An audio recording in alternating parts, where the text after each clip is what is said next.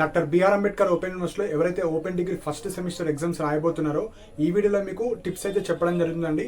ఒక 10 డేస్లో మీరు అన్ని సబ్జెక్ట్స్, సో ఏవైతే మీకు 7 సబ్జెక్ట్స్ ఉన్నాయో ఫస్ట్ అటెంప్ట్లో ఏ విధంగా పాస్ అవ్వాలి, ఎన్ని యూనిట్స్ చదవాలి, మనం ఎగ్జామ్స్ ఏ విధంగా రాయాలి, ఇంపార్టెంట్ క్వశ్చన్స్ ఎట్లా ఐడెంటిఫై చేయాలి, సో కంప్లీట్గా ఒక 20 ఇంపార్టెంట్ పాయింట్స్ అయితే చెప్పడం జరుగుతుంది.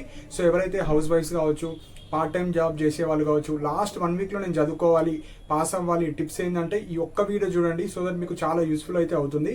సో ఒక పాయింట్ వైజ్ చెప్తాను, ఒక 20 పాయింట్స్ అయితే ఉన్నాయి. సో ఇది ఒక్క వీడియో చూడండి, సో దట్ మీకు ఎక్కడో ఒక దగ్గర అయితే యూస్ఫుల్ అవుతుంది. సో ఫస్ట్ పాయింట్ వచ్చేసి మనకు ఎగ్జామ్ డేట్స్. సో కొంతమందికి 2025లో రిజిస్ట్రేషన్ చేసుకున్న వాళ్ళకు ఎగ్జామ్స్ ఎప్పుడో కూడా తెలుస్తలేదు. సో మనకు 4th March to 10th March everyday exam ఉంటుంది. ఎక్కడ కూడా మనకు గ్యాప్స్ అంటూ ఉండవు. హాల్ టికెట్స్ కూడా మనకు ఒక 1 week before or 5 days before మనకు వెబ్సైట్లో అప్డేట్ చేస్తారు. సో నేను టెలిగ్రామ్ ఛానల్లో పోస్ట్ చేస్తాను. కింద అన్ని రిజిస్ట్రేషన్ లింక్స్ కావచ్చు, మన టెలిగ్రామ్ లింక్స్ కావచ్చు, అన్నీ ఉంటాయి. So 4th to 10th March exams. Second వచ్చేసి మనకి ఇక్కడ ఆప్షనల్ సబ్జెక్ట్స్ ఉంటాయి, నాన్ ఆప్షనల్ సబ్జెక్ట్స్ ఉంటాయి. ఆప్షనల్ సబ్జెక్ట్స్ అంటే మెయిన్ సబ్జెక్ట్స్. సపోజ్ మీరు బీఏ చేస్తున్నారు, నేను బీఏ అని అనకూడదు ఎప్పుడన్నా. నేను BA public administration, sociology, history, నేను BSc, BZC, botany, zoology, chemistry కావచ్చు, లేకుంటే కంప్యూటర్ అప్లికేషన్ కావచ్చు, కంప్యూటర్ సైన్స్ కావచ్చు, మ్యాథ్స్, ఫిజిక్స్, కెమిస్ట్రీ కావచ్చు, మీ సబ్జెక్ట్స్ చెప్పాలి ఎప్పుడైనా. సో ఎవరైనా మీరు ఏ డిగ్రీ చేస్తారంటే ఓన్లీ బీఏ అని చెప్పకూడదు, బీఏలో సబ్జెక్ట్స్ చెప్పాలి. ఇవి ఆప్షనల్ సబ్జెక్ట్స్ అంటారు. నెక్స్ట్ వచ్చేసి నాన్ ఆప్షనల్ సబ్జెక్ట్స్ అంటే మీకు జెండర్ సెన్సిటైజేషన్ కావచ్చు, సైన్స్ అండ్ టెక్నాలజీ కావచ్చు, ఫౌండేషన్ కోర్స్ ఇంగ్లీష్ కావచ్చు, అండ్ మనకు modern Indian language Telugu, Hindi, Urdu, ఇవి. సో ఇవి 4 normal subjects. So 4 + 3 total 7 subjects. So ఇక్కడ మనకు ఆప్షనల్ సబ్జెక్ట్స్కి టోటల్ మార్క్స్ ఒకలా ఉంటాయి. అండ్ మనకు నార్మల్ సబ్జెక్ట్స్ ఏవైతే లాంగ్వేజెస్ కావచ్చు, ఎలెక్టివ్ సబ్జెక్ట్స్ అంటారు, science and technology, gender sensitivity. So కంప్లీట్గా మనకు పేపర్ ప్యాటర్న్ అనేది డిఫరెంట్ ఉంటుంది. సో మనకు ఆప్షనల్ సబ్జెక్ట్స్కి ఎక్కువ మార్క్స్ ఉంటాయి, వీటికి మనకు నాన్ ఆప్షనల్ సబ్జెక్ట్స్కి తక్కువ ఉంటాయి. సో ఫస్ట్ ఒక మనకు ఎగ్జామ్ ప్యాటర్న్ ఏ విధంగా ఉంటుందో చెప్తాను. అన్నిటికీ సేమ్ ఉంటుంది. సో మనకు మీరు ఆప్షనల్ సబ్జెక్ట్స్ అయినా, మెయిన్ నార్మల్ సబ్జెక్ట్స్ అయినా మనకు 3 సెక్షన్స్ ఉంటాయి. So section A, section B, section C. So section ఏలో మనకు చాయిసెస్ ఏ విధంగా ఉంటాయి, సెక్షన్ బిలో ఎలా ఉంటాయి, సెక్షన్ సిలో ఎలా ఉంటాయి తెలుసుకోవాలి. సెక్షన్ ఏలో వచ్చేసి సపోజ్ మీరు లాంగ్వేజెస్ అనుకున్నారు, ఒక 6 క్వశ్చన్స్ ఇస్తారు. అందులో నుంచి మీకు నచ్చిన 3 ఎవరైనా రాసుకోవచ్చు. మీరు ఫస్ట్ది రాస్తారా, 5th రాస్తారా, 6th రాస్తారా, 2nd, 3rd మీకు నచ్చినాయి. ఆ 6లో 3 రాసుకోవచ్చు. సెక్షన్ బి వచ్చేసి 3 క్వశ్చన్స్ ఇస్తారు లాంగ్వేజ్లో. ఆ 3లో ఈచ్ క్వశ్చన్లో ఏబి ఉంటాయి, ఈచ్ క్వశ్చన్లో ఏబి ఉంటుంది. ఇది వచ్చేసి ఇంటర్నల్ చాయిస్, అంటే రెండిట్లో ఒకటి రాసుకోవాలి. నెక్స్ట్ సెకండ్ క్వశ్చన్ రెండిట్లో ఒకటి రాసుకోవాలి. థర్డ్ వచ్చేసి రెండిట్లో ఒకటి రాసుకోవాలి, అంటే ఇంటర్నల్ చాయిస్. సెక్షన్ ఏ వచ్చేసి మీకు నచ్చినే రాసుకోవచ్చు. సెక్షన్ బి వచ్చేసి ఇచ్చిన 2 క్వశ్చన్లు ఒక్కొక్కటి చూస్ చేసుకోవాలి. అంటే ఫస్ట్ క్వశ్చన్ ఏబి ఉంటుంది, second question A B, third question A B. ఆ ఏబిలో నుంచి మీకు నచ్చింది ఏదో ఒకటి రాసుకోవాలి. అంతేగాని నేను ఏబి రాసి ఇవి 2 వదిలేసా అంటే అట్లా కుదరదు, ఏదో ఒకటి వ్యాలిడ్ అవుతుంది. So section B. Section C వచ్చేసి లాంగ్ ఆన్సర్. సో 2 అన్ని ఇస్తారు, 3 అన్ని ఇస్తారు, అందులో నుంచి ఒకటే రాసుకోవాలి. ఒక్కొక్క పేపర్ బట్టి చేంజ్ అవుతూ ఉంటుంది. So section A, section B, section C. So ఏ పేపర్ అయినా 3 సెక్షన్స్ అయితే ఉంటాయి.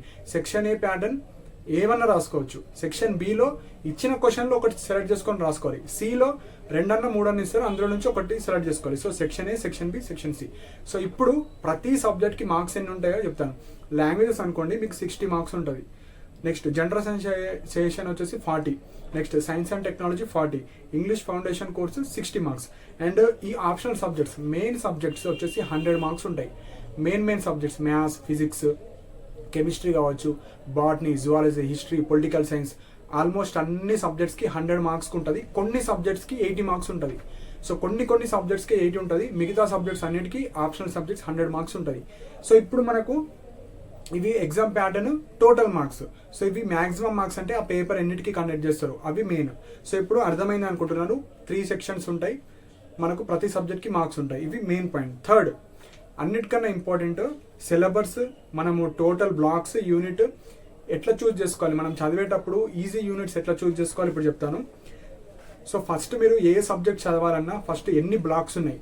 సో ప్రతి బ్లాక్ కింద మనకు యూనిట్స్ ఉంటాయి. సపోజ్ 5 బ్లాక్స్ ఉన్నాయా, 3 బ్లాక్స్ ఉన్నాయా, 4 బ్లాక్స్ ఉన్నాయా, ఆ బ్లాక్ కింద 3 యూనిట్స్ ఉన్నాయా, 2 యూనిట్స్ ఉన్నాయా చెక్ చేసుకోవాలి. సో ఎగ్జాంపుల్ మీరు 5 బ్లాక్స్ ఉంటే కనీసం 3 బ్లాక్స్ చదివి వెళ్ళాలి. సపోజ్ 3 బ్లాక్స్ ఉంటే 2 బ్లాక్స్ చదవాలి. 6 బ్లాక్స్ ఉంటే కనీసం 3 చదువుకొని వెళ్ళాలి. ఈచ్ బ్లాక్ కూడా చదవాలి. ఆ బ్లాక్లో అన్ని యూనిట్స్ చదవాలి. మళ్ళీ నేను ఓన్లీ ఫస్ట్ యూనిట్ చదువుతా బ్లాక్ ఏలో, సెకండ్ బ్లాక్లో ఒకటి చదువుతా అంటే కుదరదు. చదివితే కంప్లీట్ బ్లాక్ చదవండి, ఒక బ్లాక్ వదిలేసేయండి, అట్లా బెనిఫిట్ అవుతుంది. ఒక్కొక్క బ్లాక్లో నాకు నచ్చిన క్వశ్చన్ చదువుకొని వెళ్తా అంటే కుదరదు. సో అన్ని బ్లాక్స్ చదవాలి, కాకపోతే మీకు నచ్చిన కొన్ని బ్లాక్స్ మాత్రమే సెలెక్ట్ చేసుకోండి, కొన్ని బ్లాక్స్ వదిలేసిన నో ప్రాబ్లం. సో ఇప్పుడు syllabus, total blocks, choose easy units. So ఇప్పుడు కొన్ని బ్లాక్స్ ఉంటాయి, కొన్ని బ్లాక్స్ ఒక బ్లాక్ కన్నా చాలా ఈజీ ఉంటాయి, అంటే మనం ఓన్గా రాసేటివి ఉంటాయి. ఇప్పుడు సైన్స్ అండ్ టెక్నాలజీ ఉంది, వాట్ ఈస్ అగ్రికల్చర్ గురించి ఉంటుంది, సెరికల్చర్ అంటే ఏంది, ఆర్గానిక్ ఫార్మింగ్ అంటే ఏంది, ఇది కొన్ని ఈజీగా రాసుకోవచ్చు. అంటే మనము అన్ని బ్లాక్స్లో నుంచి ఈజీ బ్లాక్ ఏదో మనం సెలెక్ట్ చేసుకోవాలి. First point easy block check చేసుకోవాలి. ఈజీ బ్లాక్లో కూడా అందులో కొన్ని యూనిట్స్ ఉంటాయి, ఓన్గా రాసే యూనిట్స్ ఉంటాయి, కొంచెం చదివితేనే అవి మనకు అర్థమయ్యే యూనిట్స్ ఉంటాయి. ఆ చదివే ఏవైతే ఉంటాయో అవి మాత్రం చూస్ చేసుకోవాలి. ఈజీగా రాసుకుంటే అవి ఓన్గా రాసుకోవచ్చు. సో బ్లాక్స్ మీద కాన్సన్ట్రేట్ చేయండి. Next, how many units I need to read to pass. So ఇప్పుడు క్వశ్చన్ వచ్చేసి మీకు 5 బ్లాక్లు ఉన్నాయా, 8 బ్లాక్లు ఉన్నాయా, సెకండరీ. మనం ఎన్ని బ్లాక్స్ చదవాలంటే 50% of the blocks. So 6 blocks ఉంటే 3 బ్లాక్స్ చదువుకునే వెళ్ళాలి. ఇది పాస్ మార్క్స్ కోసం చెప్తున్నాను. 8 బ్లాక్స్ ఉంటే 4 బ్లాక్స్, 4 ఉంటే 2. సో 50% ఆఫ్ ద బ్లాక్స్ అన్ని చదువుకొని వెళ్ళాలి. Next, important question read or full unit. ఇప్పుడు ఏంటంటే ఇప్పుడు ఒక యూనిట్ ఉంది, ఆ యూనిట్లో మొత్తం యూనిట్ చదవాలా లేకపోతే ఇంపార్టెంట్ క్వశ్చన్స్ మాత్రమే చదవాలంటే ఫస్ట్ ఫోకస్ చేయాల్సింది important questions. So important questions already నేను పీడిఎఫ్ చేస్తున్నాను. సో కింద డిస్క్రిప్షన్లో అన్ని లింక్స్ ఉంటాయి. సో మనకు బీఏ, బీకామ్, బీఎస్సీ అండ్ మనకు ఈ 4 కామన్ సబ్జెక్ట్స్ అయితే అయినాయి.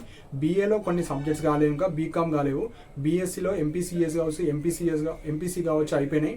బీఏలో ఇంకా కాలేవు, బీకామ్లో ఇంకా కావాలి. ఈ 2-3 డేస్లో మీకు అన్నీ చేసి పెడతాను. సో ఇంపార్టెంట్ క్వశ్చన్స్ మనకు ప్రీవియస్ ఇయర్స్ అండ్ ఎక్స్పెక్టెడ్ మాత్రమే పెట్టాను.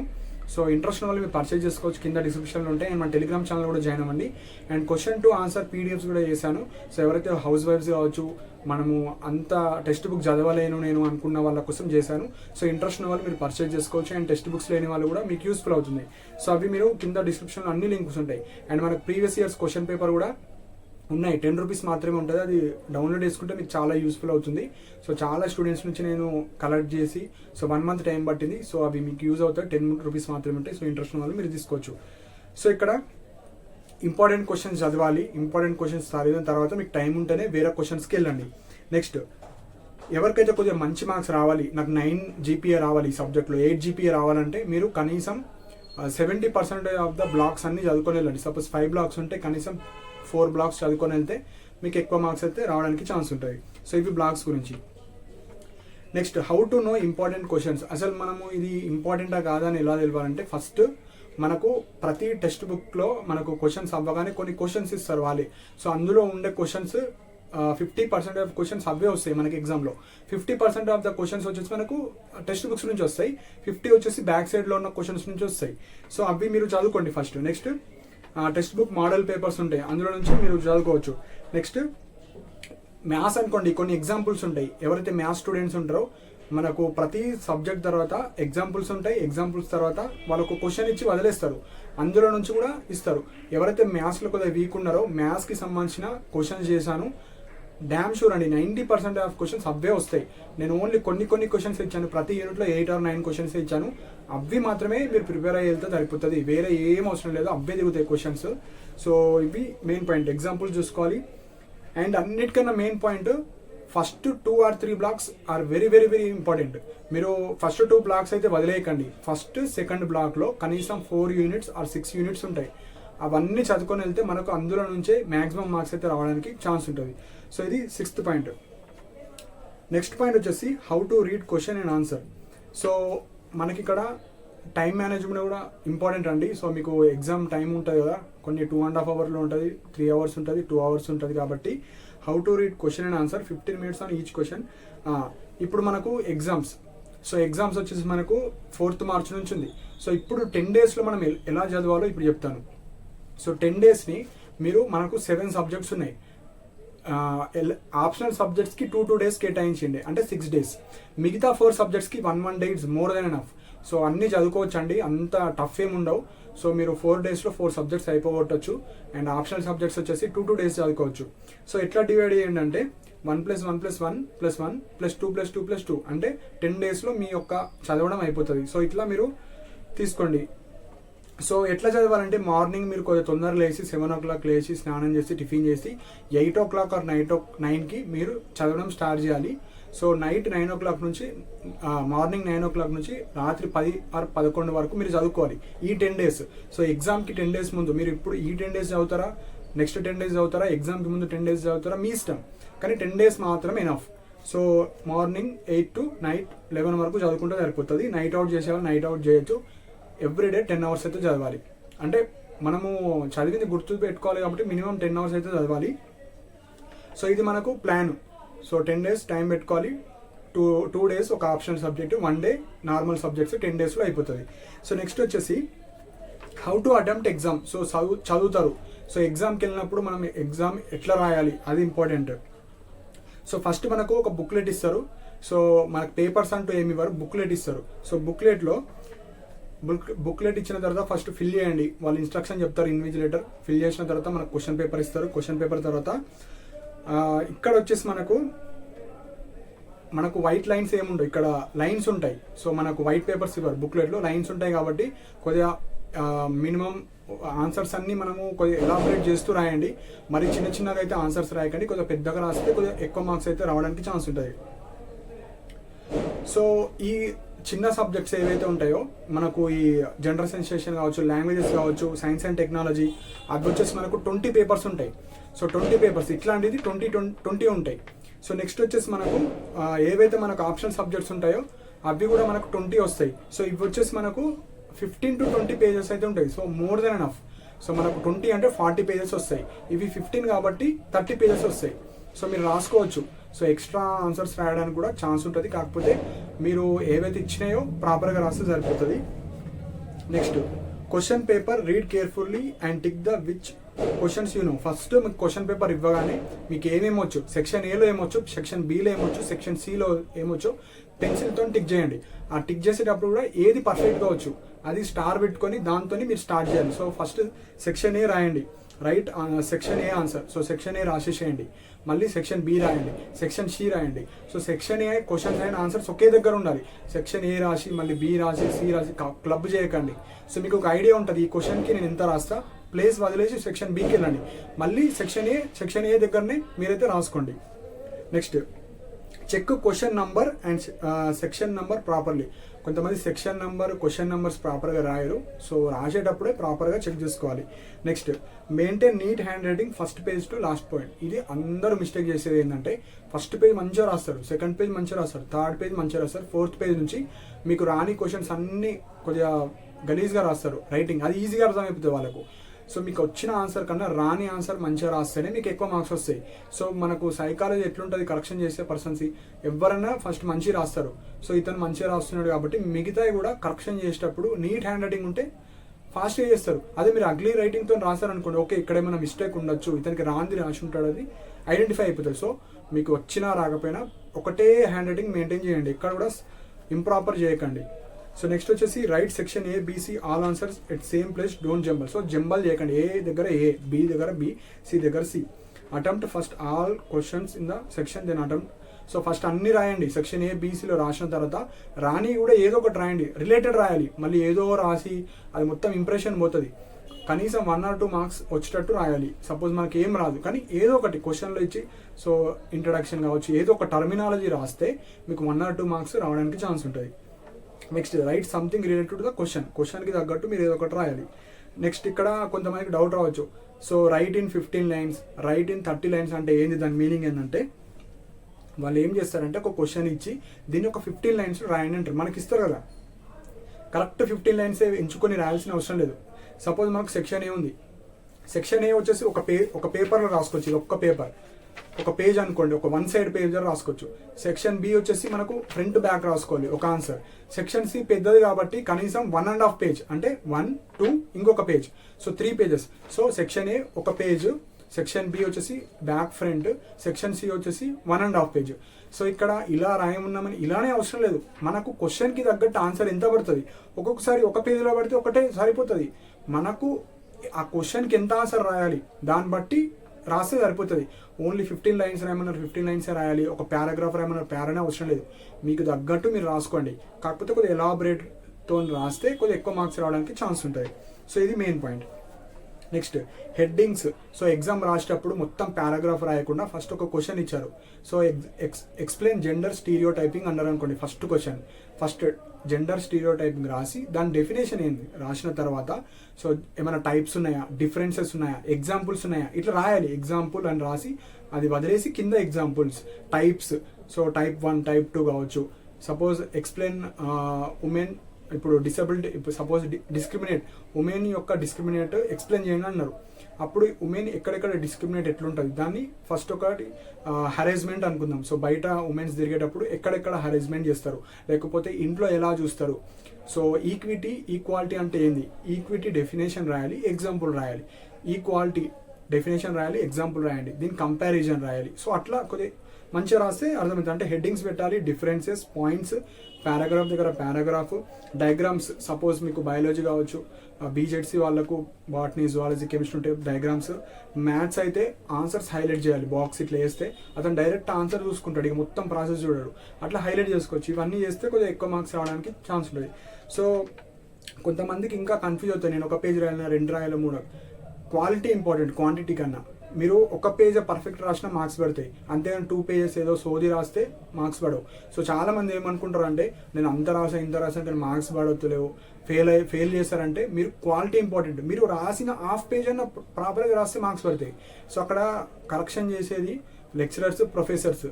సో డిగ్రీ లెక్చరర్స్ కావచ్చు, మనకు అసిస్టెంట్ ప్రొఫెసర్స్ కావచ్చు, వాళ్ళు కరెక్షన్ చేస్తారు. సో వాళ్ళు నార్మల్గా చూస్తారు, ఆన్సర్ చూస్తారు. సో ప్రాపర్గా ఉంటేనే మార్క్స్ ఇస్తారు, ఏదో సోది రాస్తే మాత్రం ఇవ్వరు. సో ఇది ఓపెన్ డిగ్రీ కదా అని మొత్తం ఓపెన్గా ఏదో లూజ్గా అంటే ఏముండదు. ఇది మనకు రెగ్యులర్ డిగ్రీతో ఈక్వల్, మీకు గవర్నమెంట్ జాబ్స్కి ఎలిజిబుల్ ఇచ్చే డిగ్రీ కాబట్టి అంత లూజ్గా కరెక్షన్ అయితే చేయరు. సో ప్రాపర్గా రాయండి, తెలిసింది రాయండి, రిలేటెడ్ అయింది రాయాలి. ఏదో ఒక రాస్తే అయితే ఫెయిల్ చేస్తారు. Next don't write irrelevant answer. So ఏదో అయితే రాయకండి, దానికి రిలేటెడ్ అయిందే రాయండి. నెక్స్ట్ 11th పాయింట్ వచ్చేసి don't take chits, slips, don't take answer to anyone. So మీరు రాసేటప్పుడు మీకు వచ్చింది రాయండి, అక్కడ కాపీ చేయడం కావచ్చు, స్లిప్స్ తీసుకెళ్ళడం కావచ్చు, అవి చేస్తే డీబార్ వేస్తారు. చాలా స్ట్రిక్ట్ ఉంటుంది. సో రెగ్యులర్ డిగ్రీకి అనేది చాలా స్ట్రిక్ట్ ఉంటుందండి. సో మీకు వచ్చింది రాయండి, చిట్స్ ఏం తీసుకెళ్ళండి, చదువుకోండి. ఇప్పుడు 10 days టైం ఉంది కానీ more than enough. 50% of marks వస్తే సరిపోతుంది. సో ఇలాంటి యాక్టివిటీస్ అయితే ఏం చేయకండి, స్ట్రిక్ట్ ఇన్విజిలేషన్ అయితే ఉంటుంది.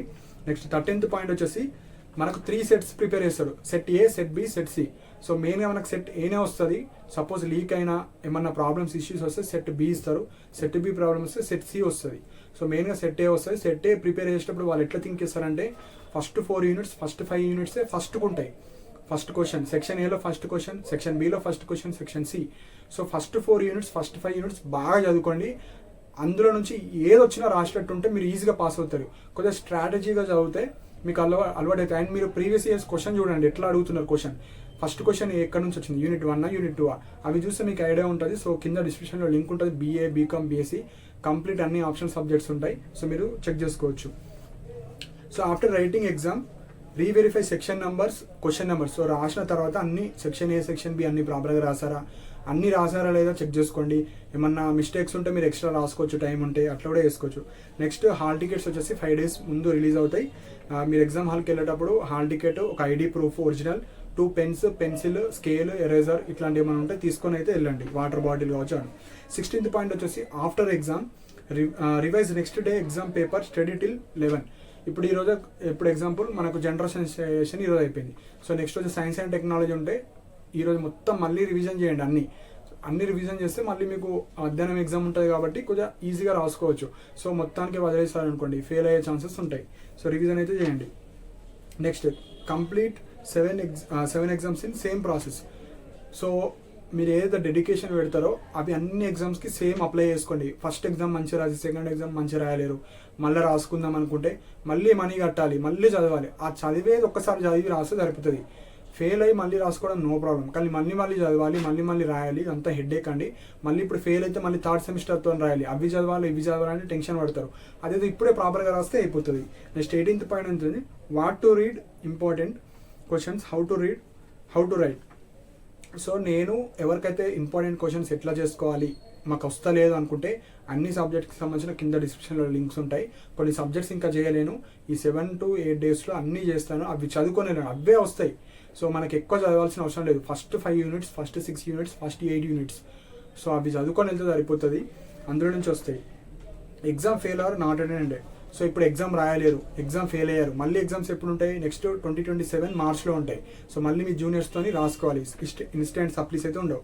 సో రిజల్ట్స్ వచ్చేసి మనకు ఒక 1 monthలో మనకు వెబ్సైట్లో అప్డేట్ చేస్తారు.